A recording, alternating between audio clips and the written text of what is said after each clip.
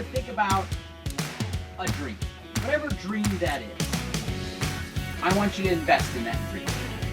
I want you to believe in that dream.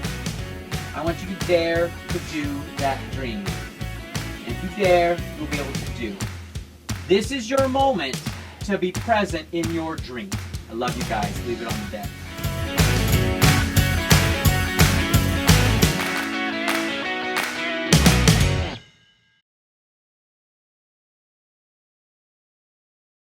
Guys, I'm really excited to share this activity with you. This activity is to help you find your character. Find your character in your songs and your audition cuts and things like that. This activity is also a way for you to really understand what is happening within your character and what you're singing about. And this is also going to apply to drama students as well. So, you know, whether it's musical theater, opera, or drama, this activity is going to work for you. This is something that I kind of developed over my own career and as well as over my own education and my own training. I took a class in college called The Singing Actor, and that has always resonated with me because that is what we are. We are singing actors. We are actors regardless of whether we sing or not, because an actor's job is to tell a story and to bring a character to life. But because most of my work is done both in opera and musical theater, I created this course that I call The Singing Actor, officially giving credit over to my professors during my undergrad time at Westminster Choir College, but this is how this course got its title. The idea of this course is for you to develop tools to figure out what it is you are either saying or singing about. So we're going to make this as neutral as possible for both musical theater and drama young artists. And this also applies to those of you that want to maybe go into opera as well. This is going to work the same way. What I want you to do is grab a piece of paper, a journal, a pad, a notebook, your laptop, something that you can use to write. You need something to write with this. I also want you to grab your 16 or 32 bars, your monologue, or your aria, or your art song, whatever you're working on. I want you to grab that as well, and I want you, if it's not a 16 or 32 bar cut, I want you to find the meatiest part of it. Now, for drama students and opera singers, you're probably going to want to do the whole thing because it encompasses everything. Musical theater students, a 16-bar cut to start this activity is going to be just fine. You want to start small, work your way into the bigger picture. Eventually, you're going to want to do your whole song that your character sings. For right now, take a 16-bar cut. Drama and opera students, you may have to do the whole thing, or you can find like a really meaty part of it and try this exercise with that. There's no right way to pick. Whatever speaks to you and what feeds your soul as to why you want to perform this piece and use this piece in your daily career.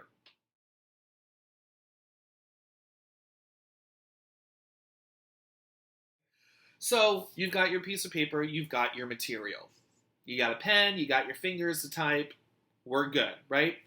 Musical theater and drama students, I want you to set your paper up in 3 lines. Your first line needs to be the actual text. The actual text in which the lyricist or librettist composed. They wrote down.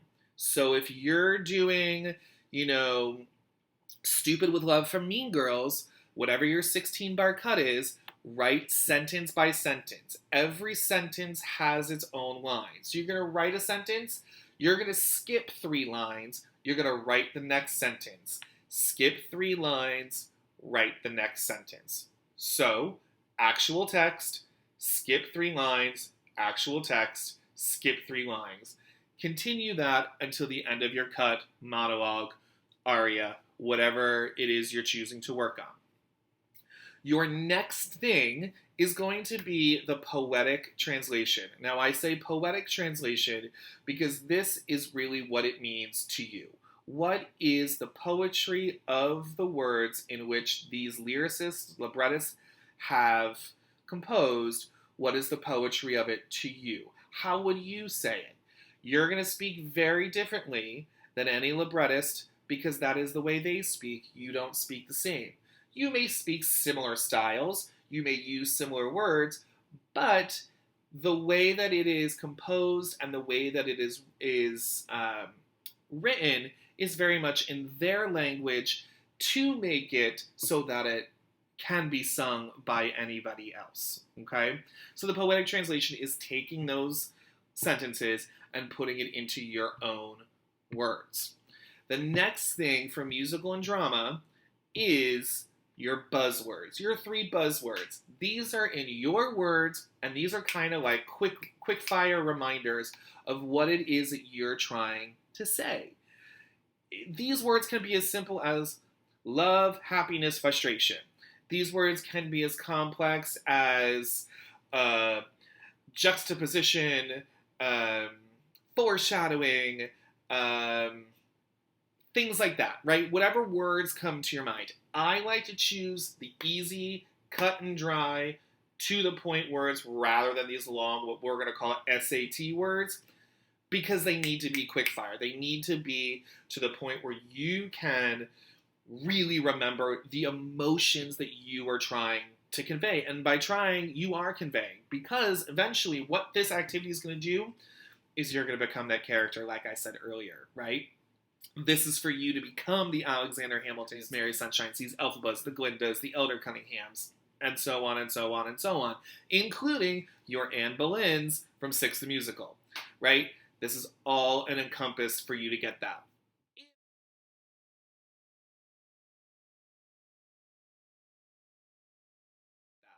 If you are an opera major, or if you are someone who loves to do Shakespeare, this also works. So for you guys, you've got your actual text.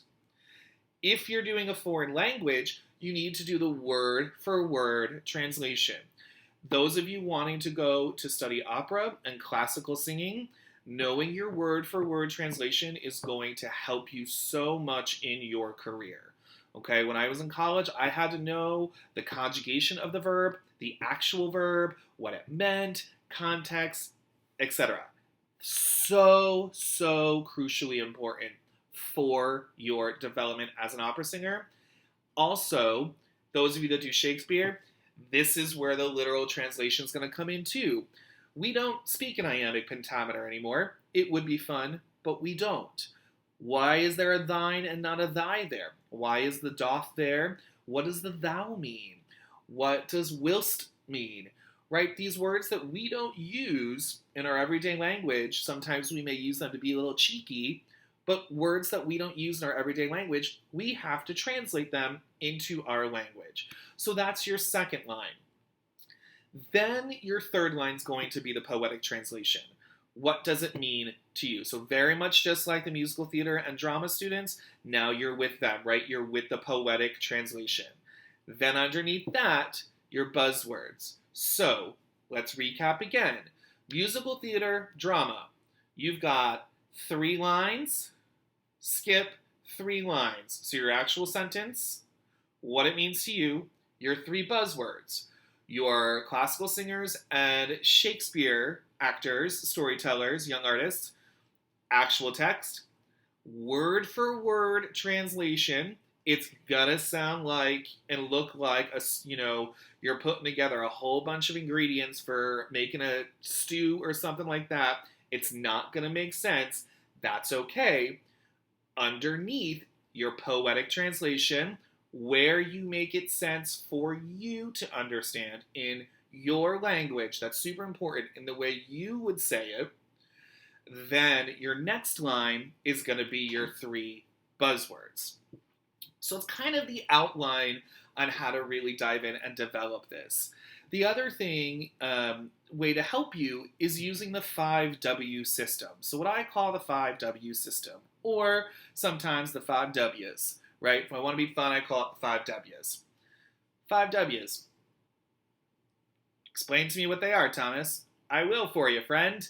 They are who, what, where, when, and why. We all know that from elementary school, from learning how to write narratives and creative stories. We always have to have these 5 W's, right? This is the foundation of information we use as actors, but we also use as librettists and even composers, and I'll get to why composers use this too, we use this information. So let's go through the 5 W's and we'll relate them to your sheet. Now, I will say this, you may want to do the 5 W's first and then do your sheet. The reason I say that is because theater, as we know, is all about specificity. Theater is all about making a specific decision and being confident in that decision. That's what theater is about. It's specificity. Now, let's say you're working on a piece that you have no idea what it is about yet, right? You have no clue. You're just beginning the stages, or you love singing this 16-bar, 32-bar cut, or this monologue, or this aria, and it feeds your creative soul. Perfect.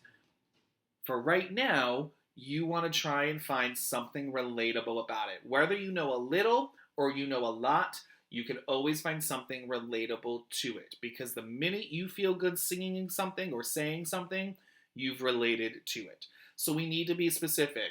If we don't know, the beauty of theater is we can make it up too, right? We don't live in Arendelle, or we don't live in the land of Oz. Guess what? It's a made-up reality. We can make it up too. We can make it relatable. That being said, you do eventually are going to want to really know what it is this character is saying and this character has gone through and what it is the character will go through. Perfect example of finding out this information, read the script. Read the script in which your song or monologue or aria is from. The librettos of operas, we have them. Read it. Read the plays. Read the script of the musicals. That's why we do table reads at the start of things, right? So we can get a trajectory of where your character is going. So here we go through our 5 W's. Let's see. Let's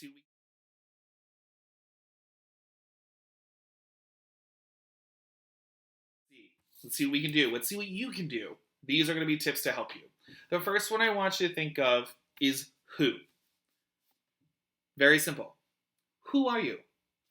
Who are you in relation to your family members? Who are you in relation to the place that you're at, the location in which you are at? Who are you in terms of work? Are you a baker? Are you a witch? Are you a teacher? Are you a missionary for a religious denomination? Are you a funeral home owner, right? Who are you?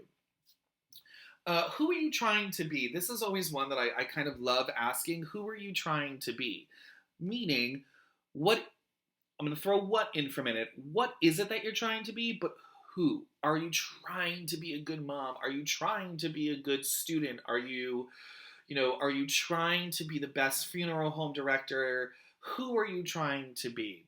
This is really kind of the beginning of your discovery phase of where you're going to end up.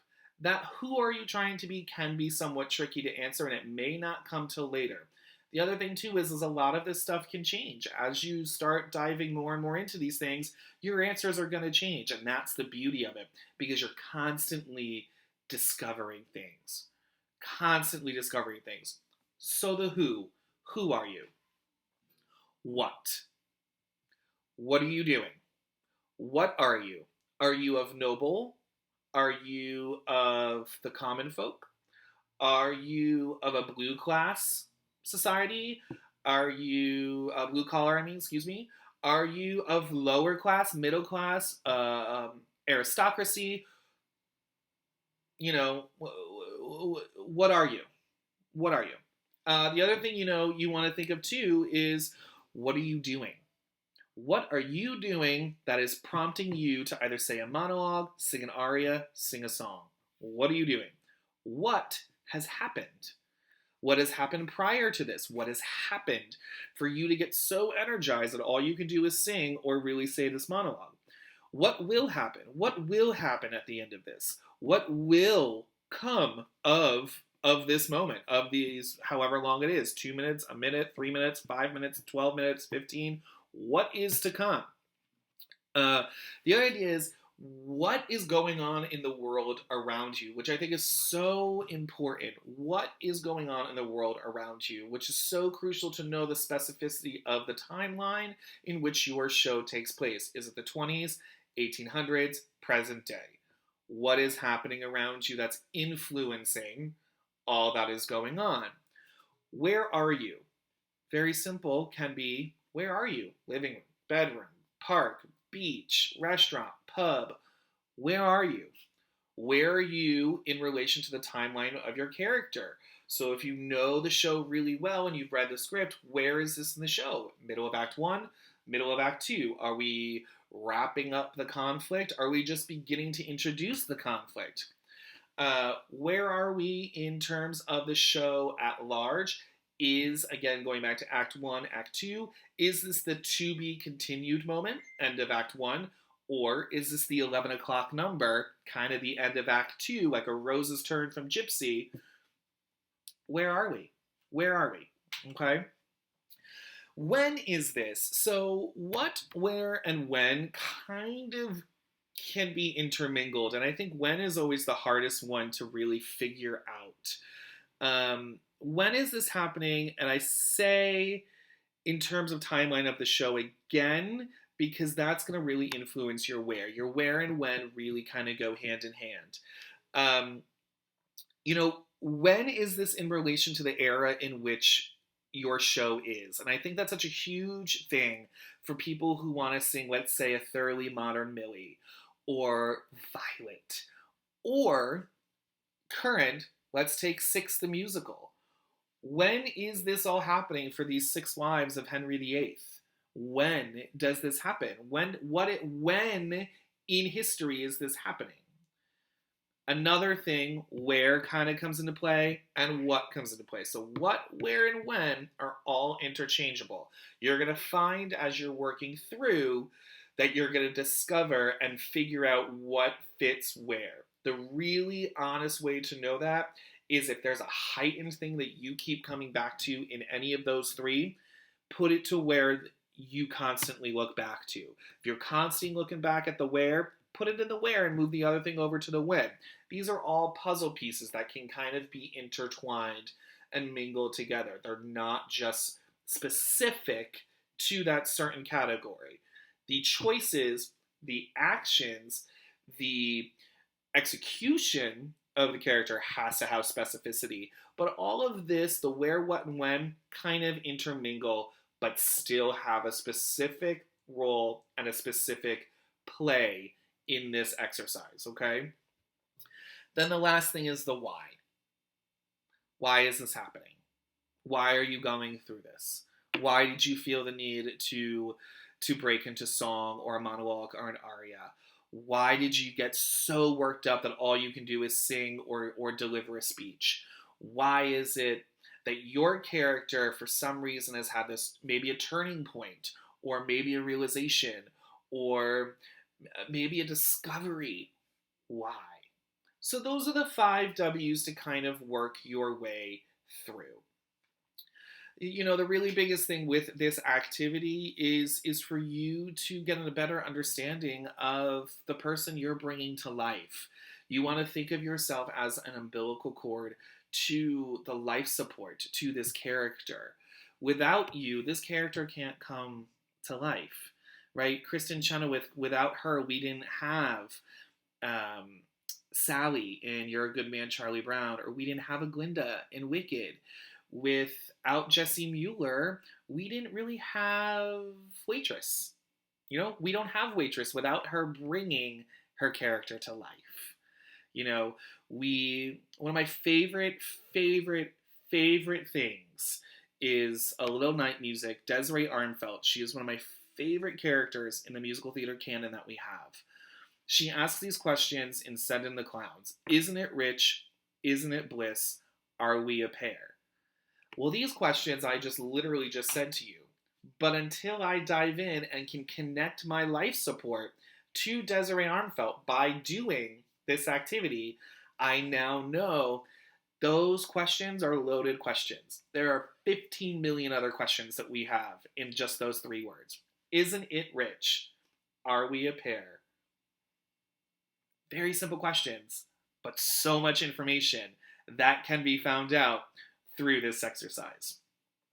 So again, this exercise is for you to really dive in, to really throw yourself into these characters. It may take some time.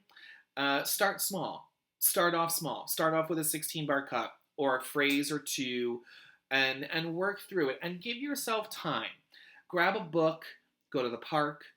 Go to the beach. Go on a walk. I like to do this on a walk, and I record myself on my walk, and I listen to it, and then I talk about it, and then I listen to it, then I talk about it, and see what comes up, see what happens. You know, as a music director as well, I love doing this with my actors because it really brings in what the director wants and what the music wants.